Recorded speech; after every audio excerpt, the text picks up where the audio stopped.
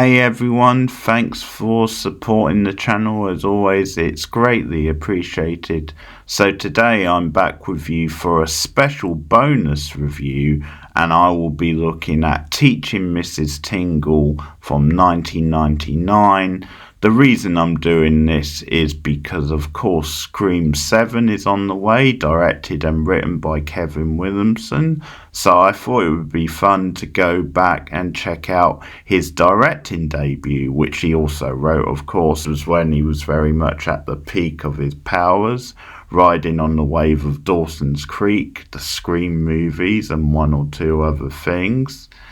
I think, as far as I know, this and Scream 7 are the only two films he's actually directed, so quite a big gap between them. I'm not quite sure. If someone knows of another one he directed, then let me know. I'm pretty sure he only produced and wrote for Sick, which came out a couple of years ago. I don't think he directed that one. But if there is another thing he's directed, then do let me know. You can put me right.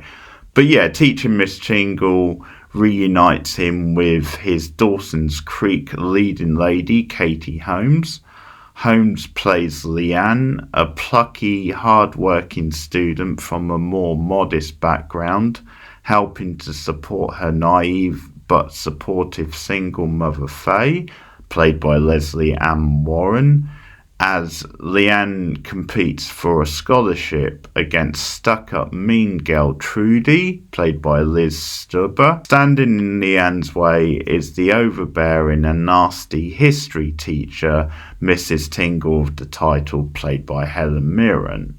After a misunderstanding with a test result paper puts Leanne's future in Tingle's hands, Leanne's ditzy best friend Jolene, played by Marissa Colligan, and Jolene's on-off slacker boyfriend Luke, played by Barry Watson, head to Tingle's house one night to try and rectify things, only to further complicate them, having to keep Tingle hostage. All sorts of antics ensue.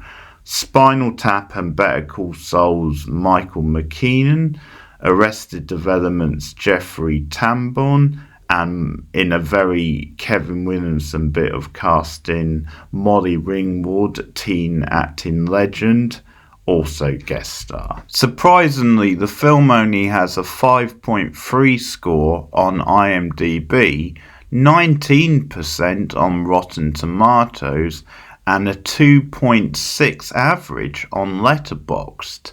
This suggesting either it got a rough critical reception at the time, so has been largely forgotten, or very few people on those sites have seen it or reviewed it. It was a box office flop, by the way. Either way, the film is much more fun than those scores suggests once it hits its stride. As for Williamson's directing, it's serviceable, if unflashy, with no style standing out. It's a film more about the characters' dialogue and story, feeling at times like one big extended episode of Dawson's Creek, only a little bit more satirical and thriller-like. Scream 7 will be a much bigger test of his directing skills. For those watching in 2026, it's hard to imagine just how big Katie Holmes was in '99, riding the wave of the mainstream success of Dawson's Creek, where she perfected the cute but feisty, hard-working girl next door type.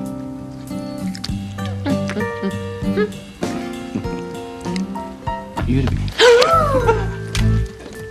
What are you gonna eat? That's your dinner. With some smart indie film roles including Wonder Boys and Pieces of April, Holmes was named as one of the Hollywood stars to watch out for. Grady. Hey. I know I shouldn't have, but there it was, just in the open and I couldn't resist it. No. Don't go. I've been waiting all night for you. I'm really flattered, honey. Once there were people here called Indians. Native Americans, whatever. And Then a boat came called the Mayflower, landed on a big rock and carrying people just like me. And the first year on their own was hard. It was really, really hard.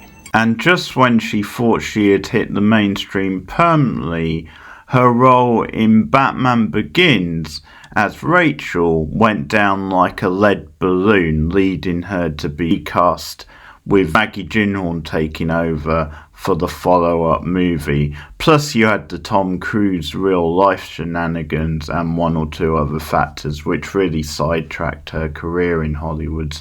Still, she had a much better run than some actresses and still pops up in bit parts here and there, including on Poker Face last season. Despite looking like Katie Holmes, she is tailor-made for this role and very likeable, with sharp delivery and good chemistry with the other leads in the movie, mostly Colligan and Mirren. The relationship between Leanne and her loyal mother Faye also adds a tender part of the movie, which otherwise is more of a fast-paced, slick satire. We could have done without the love triangle between Leanne, Luke and Jolene. In the end, it served its purpose as a way for Mrs. Tingle to cause friction between the friends and keep us guessing where loyalties will lie come the end of the film. Watson is a bland, blank slate as Luke. He's also the dated trope as the hunky, misunderstood rogue who the lead slowly warms to. I would have cut him out of the film altogether, but that's just me. Social dysfunction as a result of studying way too much. She was hiding out in the bathroom. I kept her company and we kind of had our own little party, you know? Sounds incredibly Chivago. Colligan is much more adorable and fun as Jolene and is the perfect foil for Leanne. The running gag of her dreaming to be a Hollywood actress and how she gets to show this off during the movie is a lot of fun, like her take on Marilyn Monroe in history class.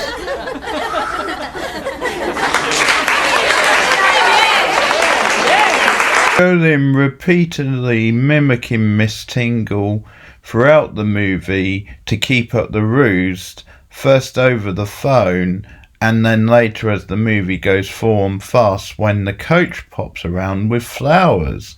Now that is a blast, and it's a rare time when the students have something over the evil teacher. I love it when you touch me just like that. Have another drink. So, Evie, when are we gonna kick off? One more drink. Just a few more sips, Spanky. Spanky? Let go. Ow. Let go. Just a few more minutes and I'll... Spanky! As Tingle starts manipulating the three friends, trying to play them off against each other, Jolene becomes the X Factor at the end of the film, as the smart script keeps you guessing whose side she's on after things finally get romantic between Luke and Leanne. The twisty turning end is very Scream. No surprise, Mirren is ideal casting as the film's antagonist and villain, dominating every scene she's in. For large parts of the movie she is tied up, but she still conveys so much through suggestive looks and body language, and brings a lot of wit, power, but also at times vulnerability to the part. Do you clean up after your drunken father when he passes out each night? Cabernet. Rich and full-bodied. Rather bold selection, Luke. Your concern begins and ends with Leanne. Don't worry, Luke. She's attracted to you, I can tell. Hillsborough's finest. Caught cheating. It'll be scandalous. I am innocent. Oh, Oh, how moving. Even the innocent sometimes burn at the stake. This was one of her early Hollywood roles after breaking out in excellent UK crime drama series Prime Suspect. Still hear Mirren struggling with a US accent in the film, but she's having a blast in the role and it really comes across. She is the perfect rival for Leanne. The argument between Leanne and Miss Tingle and Miss Tingle's bitterness towards Leanne's generation and how she feels they're ruining the future of the world, almost similar to the bitterness of the principal in The Breakfast Club, is probably the exchange of the movie. The way Leanne calls Miss Tingle out on her BS is very satisfying, as is the whole irony speech where Miss Tingle picks Leanne up on misusing the word irony. That almost feels like a meta thing, as some people make fun of Dawson's Creek and its characters for misusing words such as irony all the time, and we get some feisty action and a nice payoff to that stuff at the end of the movie. I caught one of my best students cheating, and she and her lover stormed my house in anger and tried to attack me. No, I won't go along with that. I think you will. All you care about, isn't it? You just want to see me fail. It's your destiny. I won't do it. Yes, you will. I'll be Tingle's alibi. Not going down with you, Leanne. You can ruin your life, but you are not going to ruin mine. Don't tell me I can't act.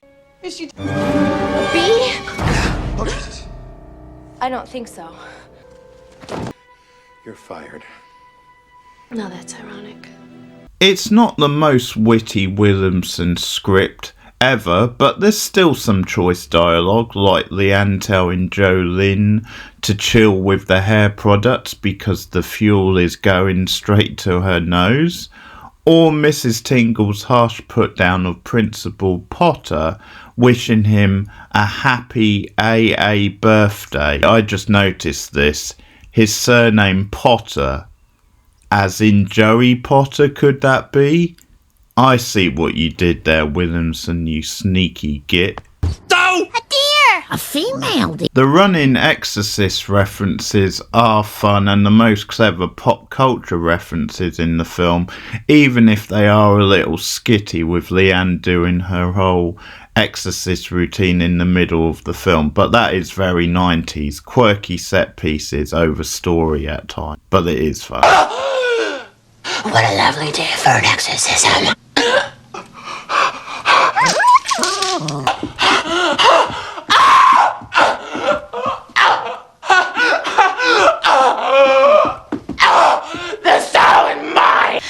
You really should get a TV. There are some rough edges in this film, like I said, that date it a little bit, like the dull subgrade college rock soundtrack, not up to the normal standard of some of these movies, and the needless love triangle. But it's also aged quite well, with some of the satire being quite ahead of its time. Also, this was peak Williamson, as I said earlier. It is very well cast, and the majority of the cast are strong in the movie and keep it very watchable throughout. If you switch your brain off and enter into the spirit of teaching Mrs. Tingle, I think there's a lot to enjoy here. I would say it's actually quite underrated, with one or two neat twists in the back half for nice measure. So I'm going to go surprisingly higher than I thought I might, and I'm going to give it 7 out of 10.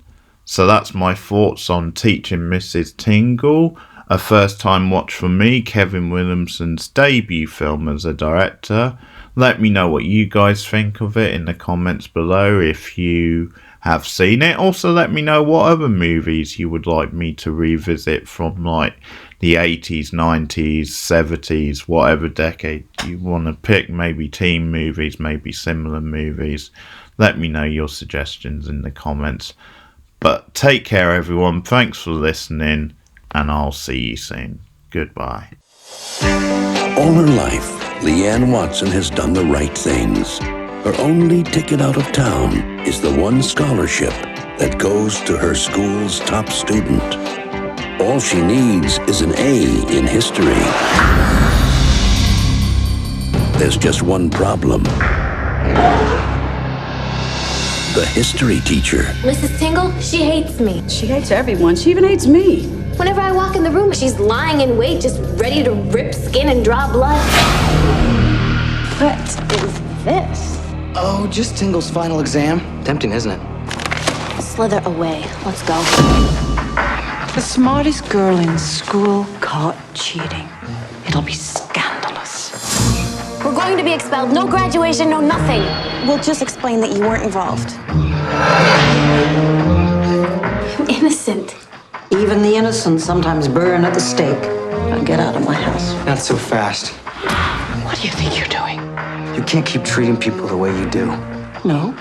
Don't be stupid. Put it down. You lose, Mr. Turner. From Kevin Williamson. Mrs. Tingle. Oh my God. We should give her mouth to mouth.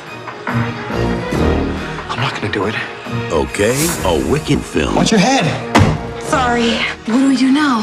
When she wakes up, we'll reason with her. Now, three friends, This is so Jerry Springer. in completely over their heads, You're a mooch. have to find their way out of an impossible situation. What's the matter, Mrs. Tingle? You getting a little scared yourself? Oh, no, dear.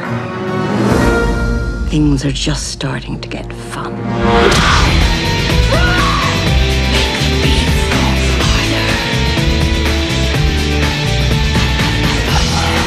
For 20 years, she's terrorized her students.